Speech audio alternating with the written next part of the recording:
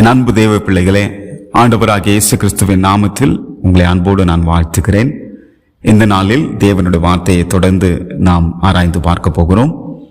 ஆண்டவராகிய இயேசு கிறிஸ்து சொன்ன ஒரு ஓமை, அநேக ஓமைகளை குறித்து அவர் பேசியிருக்கிறார். ஒரு சின்ன ஒரு பேரபலை குறித்து இந்த நாளில் அதில் உள்ள சத்தியங்களை உங்களோடு கூட நான் பகிர்ந்து கொள்ள விரும்புகிறேன். மத்தேயு சுவிசேஷ புஸ்தகம் 9ஆம் அதிகாரம் 16ஆம் வசனம் 17ஆம் வசனம். இந்த வசனத்தை வாசித்து விட்ட பிற்பாடு இதை உங்களுக்கு நான் எக்ஸ்பிளைன் பண்ண விரும்புகிறேன். ஒருவனும் கோடி துண்டை பழைய வஸ்திரத்தோடு இணைக்க மாட்டான்.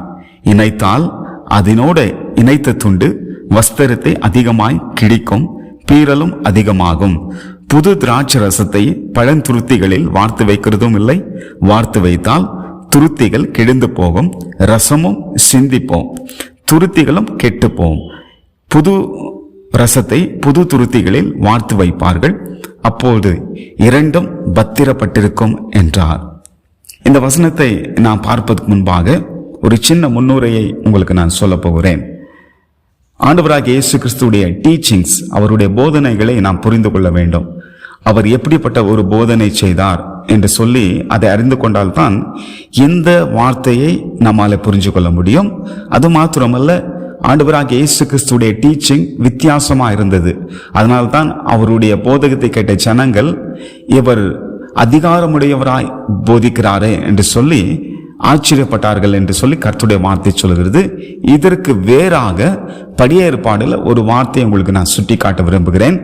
எரேமியாவுக்கு ஆண்டவர் இந்த வார்த்தையை சொல்லியிருக்கிறார். பைபிள நாம் படித்து பார்க்கும்போது எரேமியா தீர்க்கதரிசன புஸ்தகம் 1ஆம் அதிகாரம், இந்த வசனம் பார்த்தீங்கன்னா கொஞ்சம் வித்தியாசமா இருக்கும். 10ஆம் வசனம்.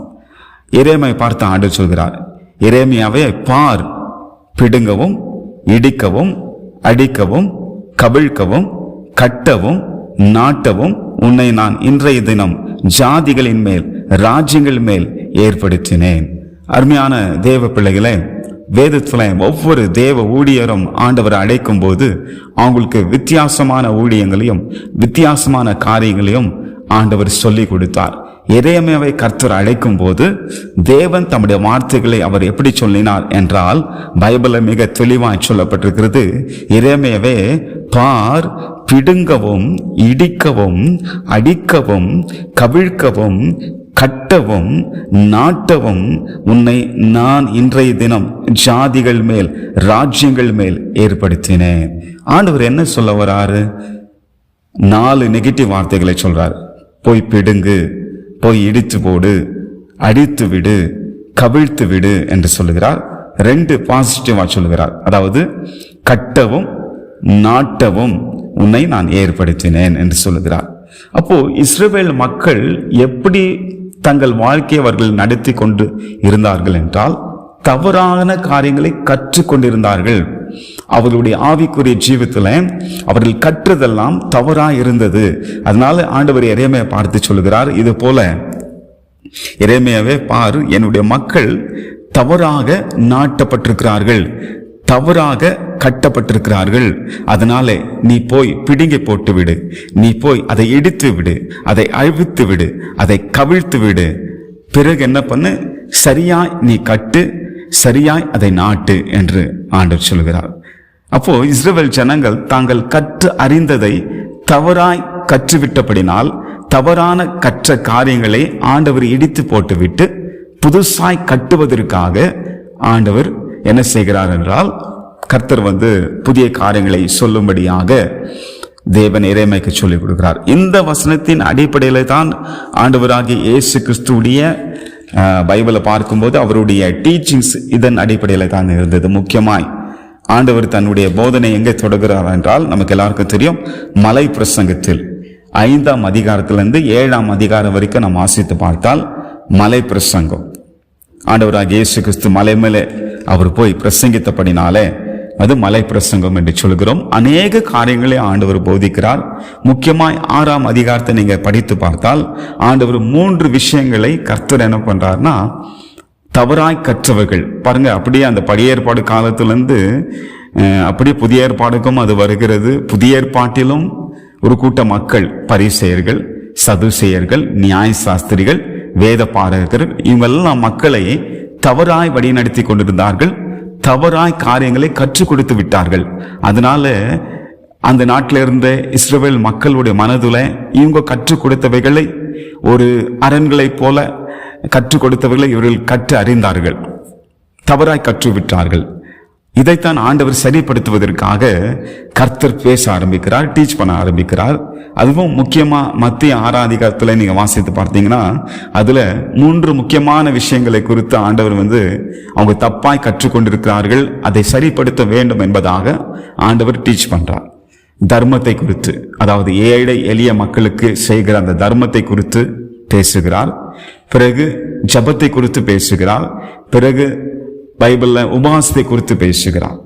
அப்போ ஆண்டவர் அந்த நாட்டில் இவங்க தர்மம் செய்யும் போது எப்படி செய்து கொண்டிருந்தார்கள் என்றால், மனுஷர் காணும்படியாக, மனுஷர் எல்லாரும் பார்த்து தன்னை புகழ வேண்டும், பப்ளிசிட்டிக்காக இவங்க தர்மம் செய்து கொண்டிருந்தாங்க.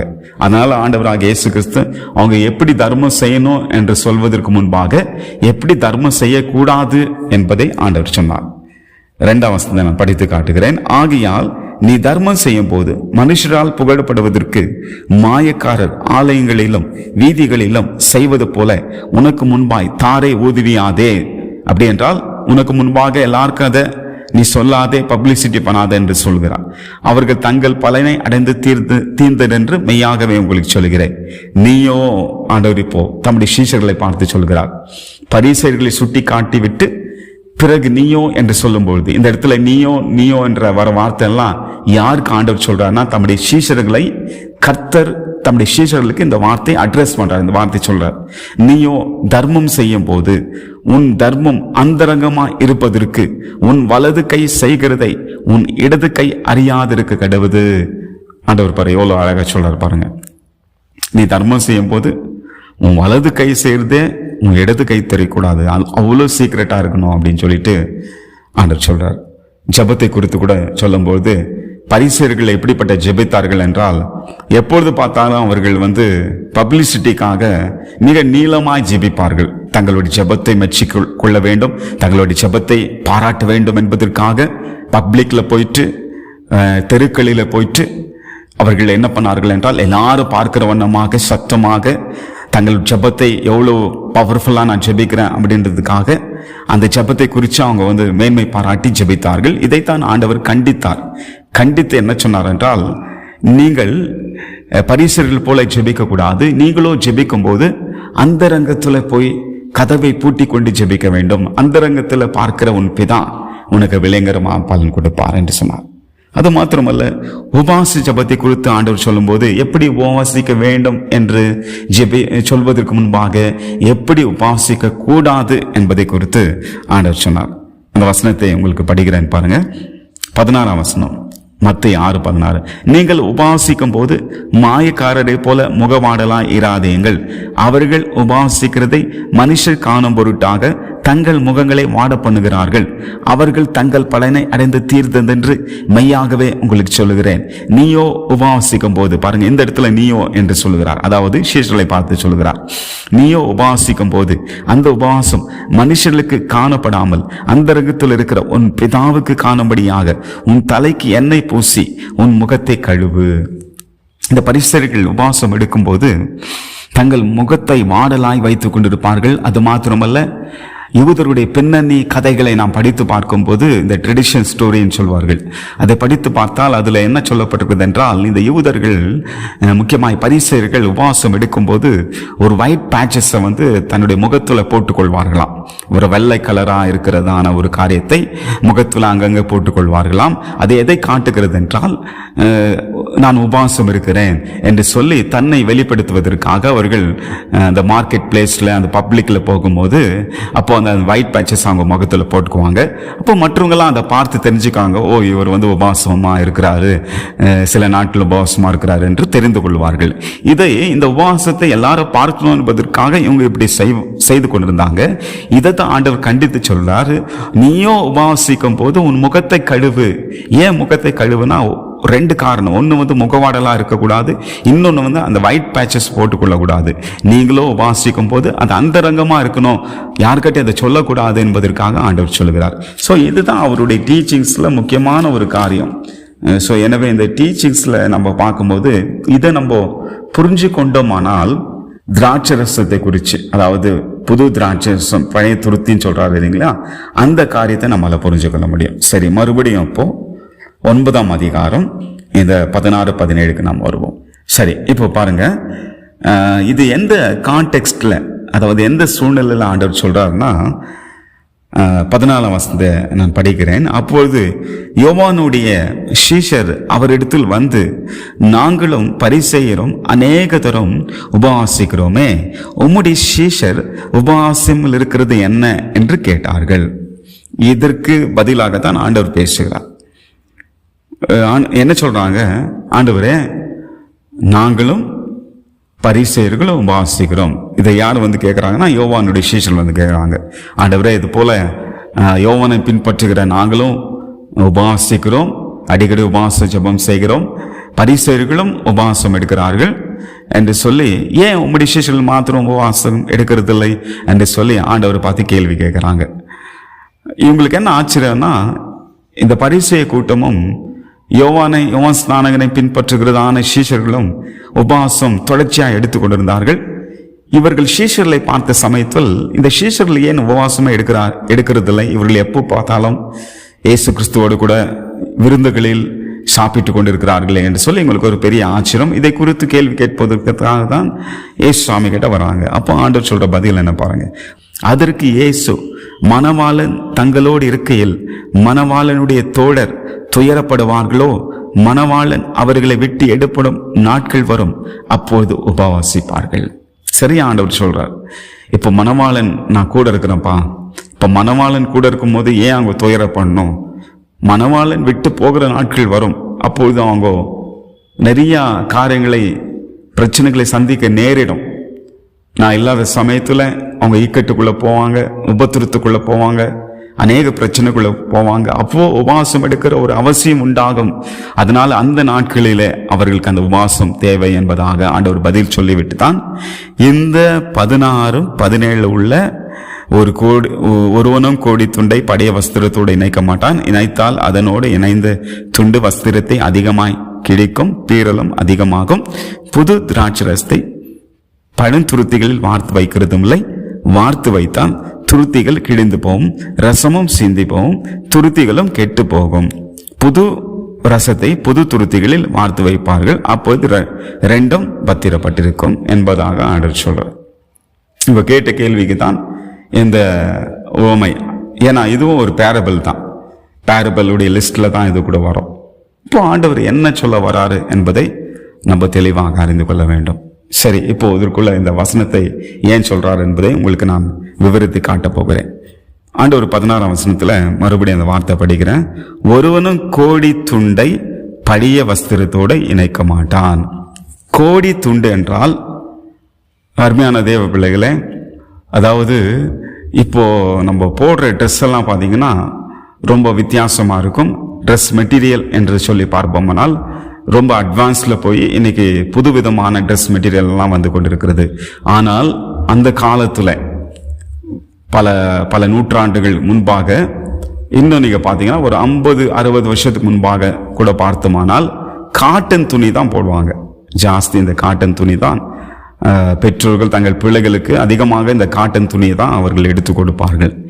இந்த காட்டன் துணி, இந்த வஸ்திரம் எப்படிப்பட்டதா இருக்கும் என்றால், தண்ணியில அதை போட்டு விட்டா சிங்க் ஆயிடும், அதாவது சுருங்கி விடும்.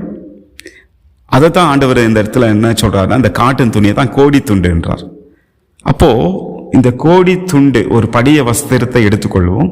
படிய வஸ்திரத்துல ஏதோ ஒரு பேட்ச் போட வேண்டும், அல்லது ஏதோ ஒரு ஹோல்ஸ் ஆகிவிட்டது, அந்த ஹோல்ஸுக்கு பேட்ச் போட வேண்டும்.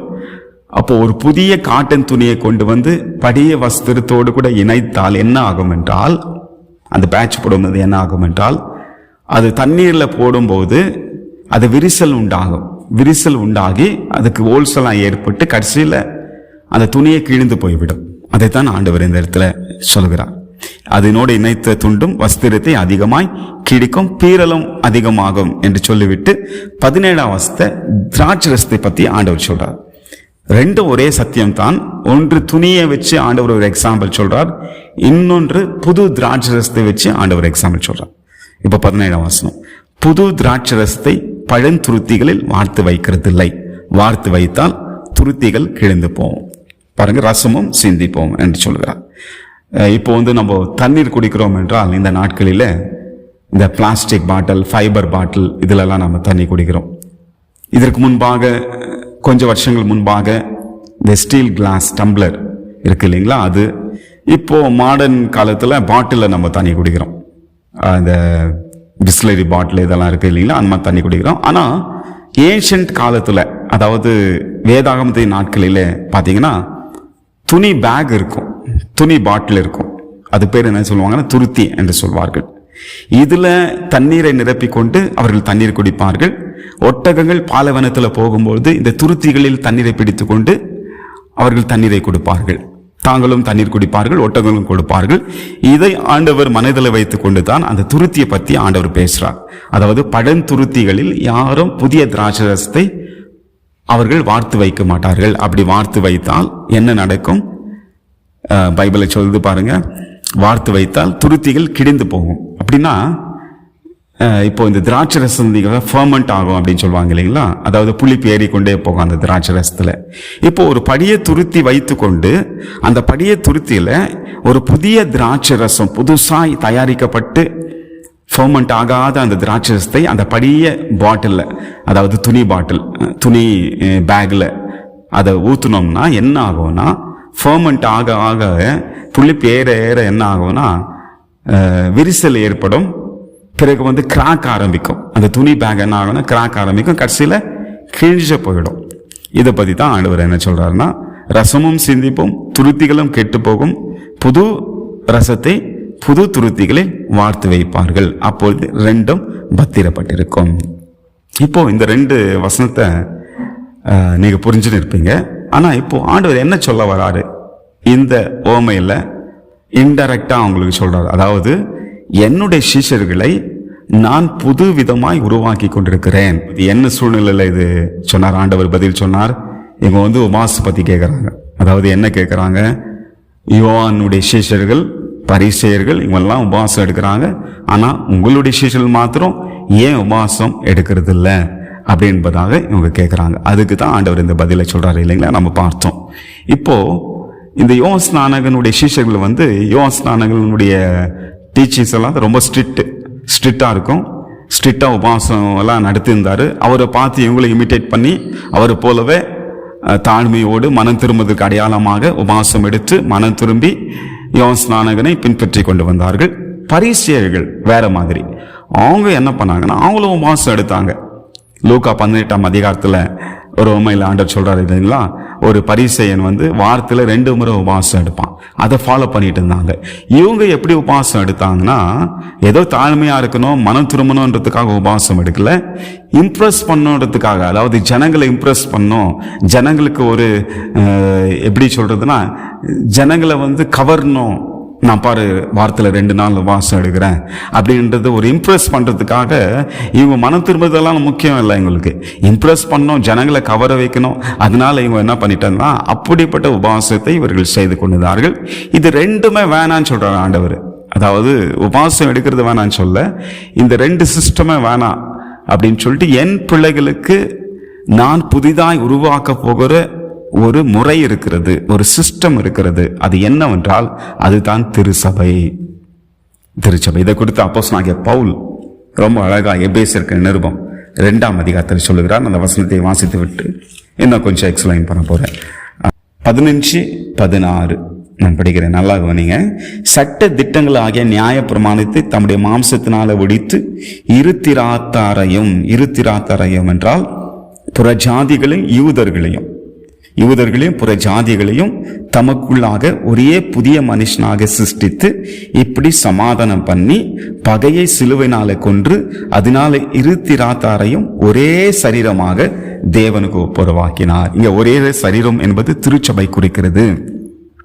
திருச்சபையில யூதர்களும் இருப்பார்கள், புற ஜாதிகளாக நாமும் இருப்போம்.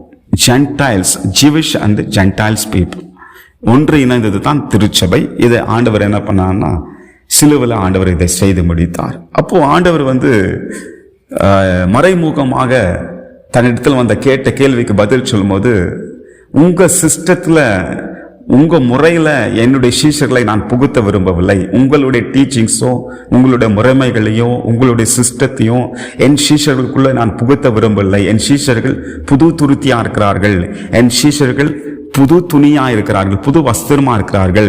அதனால பழையதை கொண்டு வந்து நான் இணைத்தால், பழையதை கொண்டு வந்து நான் ஊற்றினால் அது கெட்டு போய்விடும் என்று சொல்லி ஆண்டவர் அந்த உவமை குறித்து சொன்னார். அதாவது நான் உருவாக்க போகிற ஒரு புதிய முறைமை ஒன்று இருக்கிறது. என் சிஷ்யர்களை புதுவிதமாய் உருவாக்கி புதிய புரட்சி செய்வதற்காக கர்த்தர் அந்த காஸ்பல் சுவிசேஷம் என்னுமாய் திருச்சபை இதெல்லாம் ஏற்படுவதற்காகத்தான் இந்த உவமை குறித்து ஆண்டவர் சொன்னார்.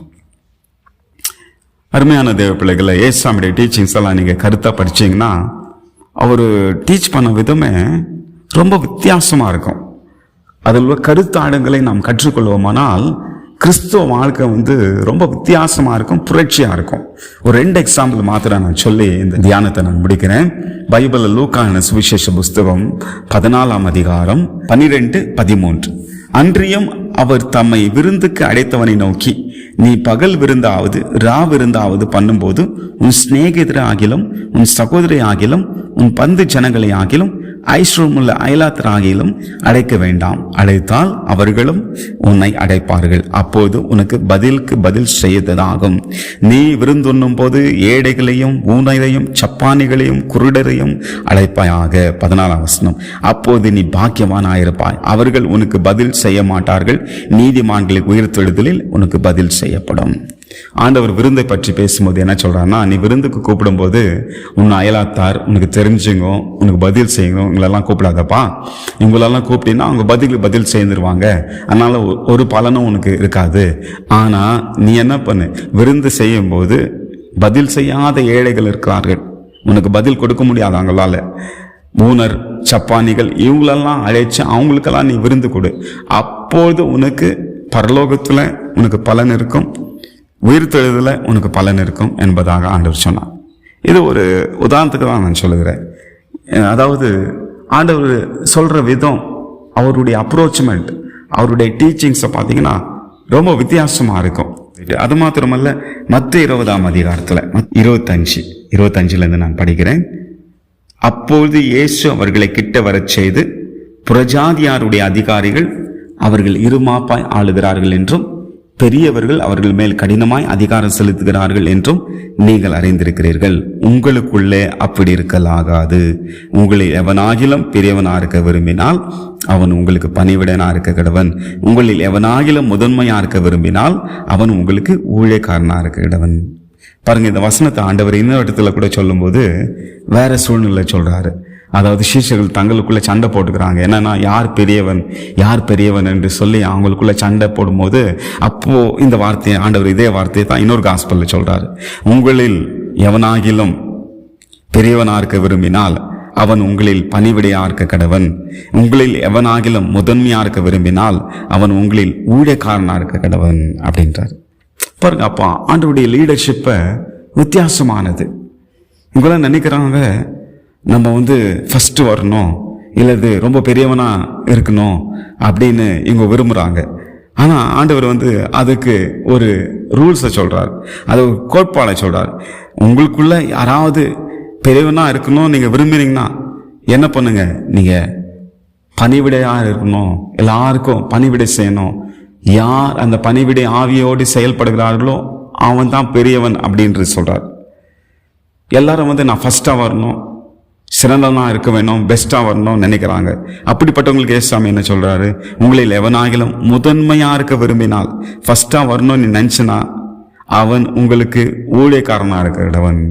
அதாவது அவன் பணிவிடை செய்து கால்களை கழுவி அவன் ஒரு சர்வென்ட்ஹுட், ஒரு வேலைக்காரனை போல செயல்படும். அப்படி நீ செயல்பட்டால்தான் இன்னும் முதன்மையாகவும் இருக்க முடியும், பெரியவனாகவும் இருக்க முடியும் என்று சொல்லி ஆண்டவர் சொல்லுகிறார். அருமையான தேவ பிள்ளைகளை, இப்படி ஆண்டவராகிய இயேசு கிறிஸ்து ஒரு புதிய முறைமைகளை கற்றுக் கொடுப்பதற்காகத்தான் சீஷர்களை ஆண்டவர் உண்டாக்கினார், சீஷர்களை ஏற்படுத்தினார். இன்றைக்கும் திருச்சபை, ஆண்டவராய் ஏற்படுத்த திருச்சபையில் அவருடைய டீச்சிங்ஸை நம்ம ஆழமாய் படித்து அவைகளை நாம் செயல்படுத்த வேண்டும். அப்படி நாம் செயல்படுத்தும் போது நாம் ஒரு எப்படிப்பட்ட கிறிஸ்தவர்களாய் இருப்போம் என்றால், நல்ல ஒரு ஆவிக்குரிய ஜீவத்தில் வளர்ந்தவர்களாக, புரட்சி உள்ள கிறிஸ்தவர்களாக, இந்த உலகத்தை தாக்கத்தை ஏற்படுத்துகிற கிறிஸ்தவர்களாக நாம் வாழ முடியும். தேவனாய் கர்த்தர் இந்த வார்த்தைகளை கொண்டு உங்களை பலப்படுத்துவார். God bless you.